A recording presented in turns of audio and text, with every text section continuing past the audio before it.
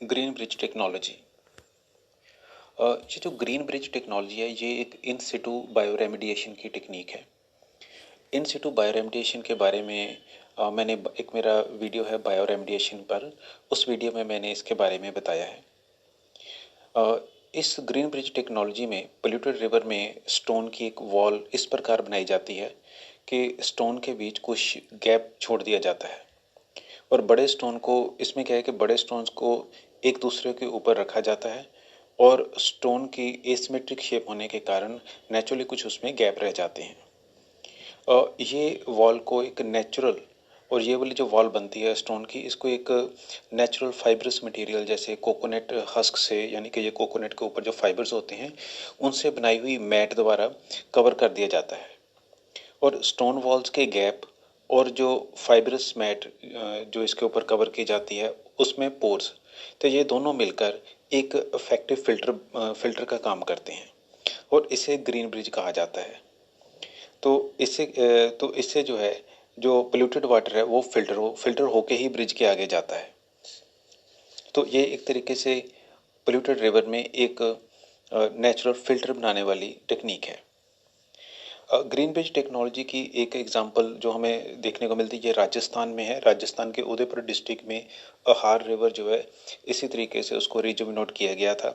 और अहार रिवर जो था ये कुछ साल पहले पूरी तरह से डेड हो चुका था। पोल्यूशन के कारण ये पूरी तरह से डेड हो चुका था, मतलब कि उसमें कोई भी एक्वेटिक लाइफ नहीं थी।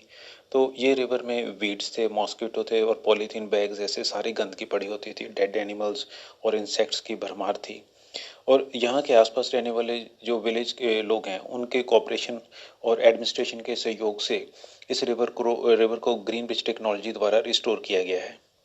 पहले इस रिवर को क्लीन किया गया, सभी वीड्स को रिमूव किया गया और रिवर्स का सारा गार्बेज मशीन्स की हेल्प से रिमूव किया गया और इस रिवर में स्टोन वॉल बनाई गई, स्टोन वॉल विद गैप्स बनाई गई और इसे कोकोनट हस्क की बनी हुई एक टर्फ या कह लीजिए कि मैट से कवर कर दिया गया।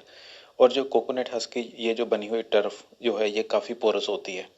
तो स्टोन वॉल और कोकोनट हस्क की जो मैट है तो उसने एक फ़िल्टर की तरह काम किया और जो पॉलीथीन बैग्स, डेड एनिमल्स तथा और जो फ्लोटिंग मटेरियल जो होता है ये, इससे क्या है कि रिवर के आगे नहीं जा पाता था, तो वहीं पे ट्रैप हो जाता था। और ये जो वॉल बनाई जाती है जिसे ग्रीन ब्रिज कहा जाता है और इसको क्या है टाइम टू टाइम जो है ना इसको क्लीन किया जाता है। जितना भी मटेरियल इसमें ट्रैप हो जाता है उसको, सारा जो मटेरियल है उसको रिमूव किया जाता है, सफाई इसकी की जाती है। इस रिवर में, अहार रिवर में एक तो ग्रीन ब्रिज बनाया गया, फिर इसके बाद क्या किया, साथ ही इसके क्या एक एरोबिक बैक्टीरिया के कुछ कल्चर भी, माइक्रो ऑर्गेनिज्म को भी इसमें ऐड किया गया।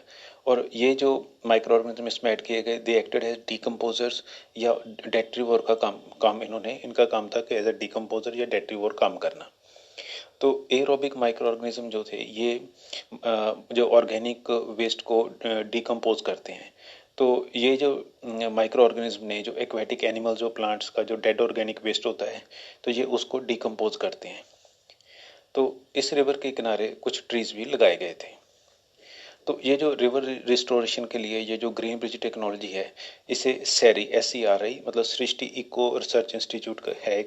तो इसकी जो टेक्निक है ये इस इंस्टीट्यूट द्वारा प्रोवाइड की गई थी, सृष्टि इको रिसर्च इंस्टीट्यूट द्वारा टेक्निक प्रोवाइड की गई थी और इस टेक्निक का जो पेटेंट भी है वो भी इसी इंस्टीट्यूट के पास है।